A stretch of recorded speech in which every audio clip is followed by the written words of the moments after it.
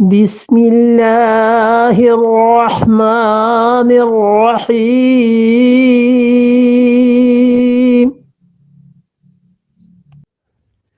وَإِنْ كَانَ ذُو عُسْرَةٍ فَنَظَرَةٌ إِلَى مَيْسَرَةٍ وَأَنْ تَصَدَّقُوا خَيْرٌ لَكُمْ إِنْ كُنْتُمْ تَعْلَمُونَ وَإِنْ كَانَ ذُو عُسْرَةٍ، اور اگر وہ آدمی ہے تنگ دست، فَنَظِرَةٌ، تو تم اس کو کیا کرو، مہلت دو، إِلَى مَيْسَرَةٍ، اس کو مہلت دو، إِلَى مَيْسَرَةٍ، جب تک کہ اس کا ہاتھ کھل جائے۔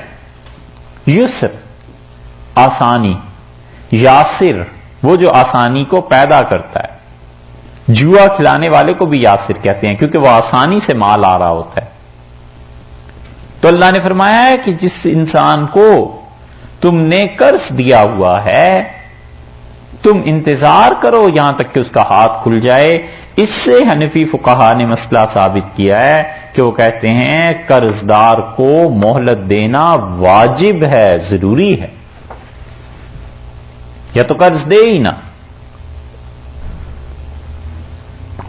اور اگر قرض دیتا ہے اور دوسرے کے پاس بندوبست نہیں ہے، اللہ نے فرمایا اِلیٰ میسرہ، اسے مہلت دو یہاں تک کہ اس کا ہاتھ کھل جائے۔ قرض کا دینا ضروری نہیں ہوا کرتا،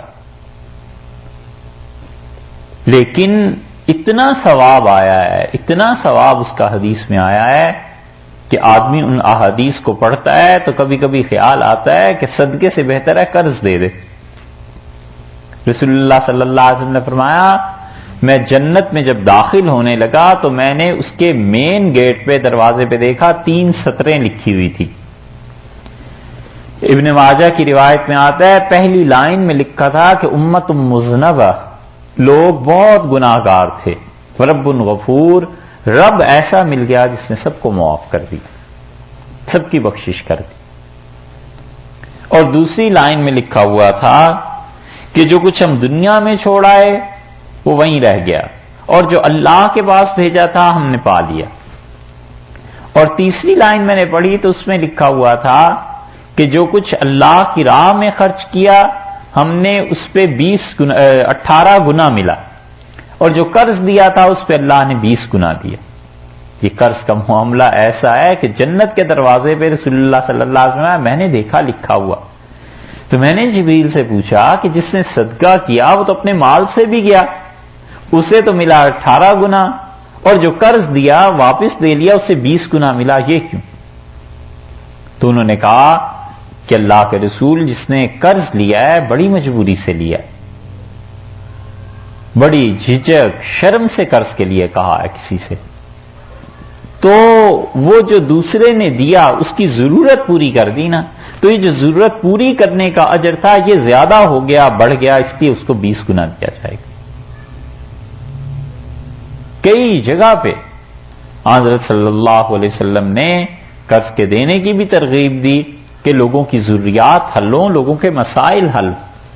اس لیے ارشاد فرمایا اللہ نے کہ اگر قرض ہو گیا ہے کسی پہ تو دیکھو نظرۃ الی میسرہ، اسے مہلت دینی ہے اس وقت تک جب تک آسانی سے اپنے قرضے کو ادا کر سکے۔ یہ تھوڑا ہی ہے کہ تم اس پہ سود اب لگا لو اور سود بڑھا لو۔ پیچھے سود کی آیات تھی نا، اس کے فوراً بعد قرض کا اسی لیے ذکر کیا کہ سود آتا ہی عام طور پہ قرض پہ ہی ہے، کمرشل انٹرسٹ ہو یا کوئی بھی ہو، اللہ نے کہا ایسے نہیں، قرض تو خالص اللہ کی خوشی کے لیے دینا ہے۔ اسی لیے جس انسان پر قرض زیادہ ہو جائے اس انسان کی مدد کرنا کہ اس کا قرض نبٹ جائے بہت بڑی نیکیوں میں سے ہے۔ حنفی فقہا کے ہاں وہ کہتے ہیں کہ زکوٰۃ کا سب سے اچھا مصرف یہ ہے کہ کسی مسلمان کا قرض اتار دیا جائے، سب سے زیادہ ثواب اس میں کہ کسی کو قرض کے بوجھ نے دبا لیا ہے اس کو اتارو۔ حضرت معاذ ابن جبل رضی اللہ عنہ پہ اصل میں ہو گیا تھا قرض، اور معاذ ابن جبل رضی اللہ عنہ پہ اتنا قرض ہو گیا تھا کہ کوئی صورت نہیں تھی اب اس کی ادائیگی کی، تو رسول اللہ صلی اللہ علیہ وسلم کو معاذ عزیز بھی بڑے تھے۔ یہ وہی ہیں جن کے متعلق حضرت صلی اللہ علیہ وسلم نے ایک دن ان سے تنہائی میں یہ بات ارشاد فرمائی کہ واللہ انی لاحبک، اللہ کی قسم معاذ تو بڑا اچھا لگتا ہے، تجھ سے بڑی محبت ہے ہمیں۔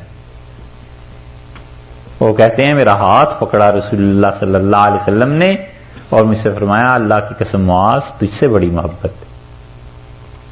اور معاذ رضی اللہ عنہ کہتے تھے کہ مجھ پہ قرض ہو گیا بہت زیادہ، اور ہی کے متعلق رسول اللہ صلی اللہ علیہ وسلم نے یمن انہیں بھیجا تھا،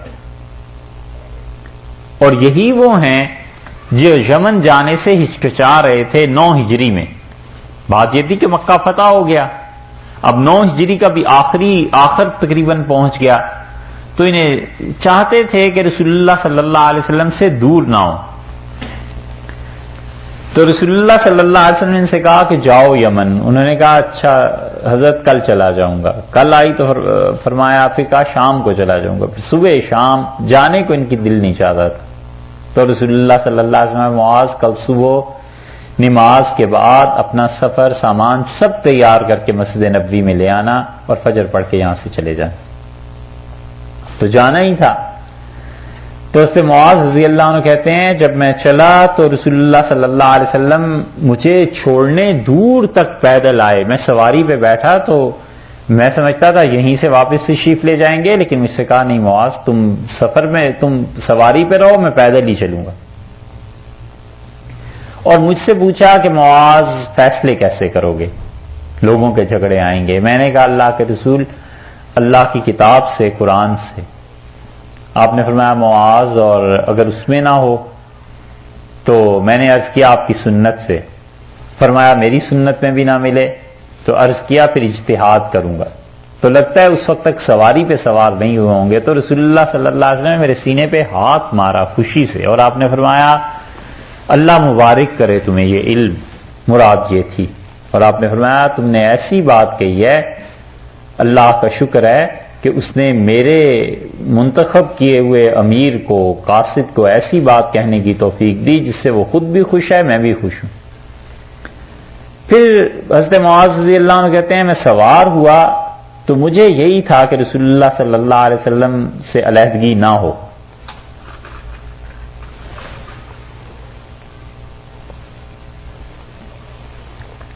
تو مجھے سمجھاتے رہے، مجھ سے فرمایا مظلوم کی بد دعا سے اپنے آپ کو بچانا، اللہ کے اور اس کے درمیان کوئی آڑ نہیں رہتی، کوئی حجاب نہیں ہوتا۔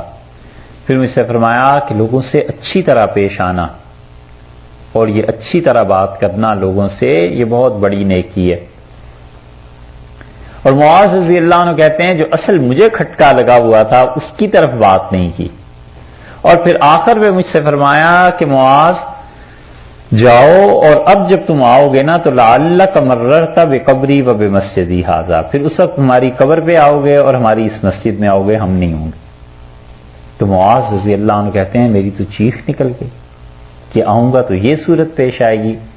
تو غالباً رسول اللہ صلی اللہ علیہ وسلم پہ خود بھی بڑا اثر ہوا، اور آپ نے چہرہ مبارک دوسری طرف پھیر لیا، اور آپ نے فرمایا معاذ تمہیں حقیقت بتائیں قیامت میں ہمارے قریب سب سے زیادہ وہ لوگ ہوں گے جو متقی لوگ تھے، نیک لوگ تھے، دنیا کے کسی خطے میں پائے جائیں اور زمانے کے کسی بھی وقت میں آئیں۔ تو معاذ رضی اللہ عنہ جب واپس آئے ہیں تو واقعی ایسے ہوا، اور حضرت عمر رضی اللہ عنہ کا دور آ گیا تھا تو وہ رو رہے تھے۔ تو حضرت عمر رضی اللہ عنہ کا معاذ کیوں رو رہے؟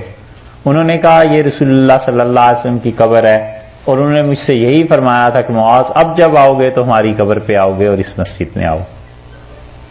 تو معاذ رضی اللہ عنہ پہ قرضہ ہو گیا بہت زیادہ۔ یہودیوں نے ایک دن کہا کہ انہیں گھر سے نکالو،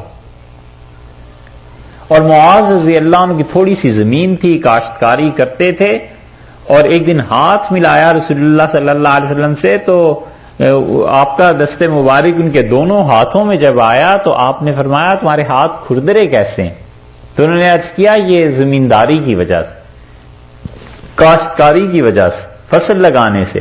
تو رسول اللہ صلی اللہ علیہ وسلم جھکے، اور معاذ رضی اللہ عنہ کہتے ہیں غالباً یہ واحد صحابی رضی اللہ عنہ ہے جن کے دونوں ہاتھ رسول اللہ صلی اللہ علیہ وسلم نے خود چومے، اور آپ نے فرمایا ایسی ہتھیلیاں ہیں جن سے اللہ کو بڑی محبت۔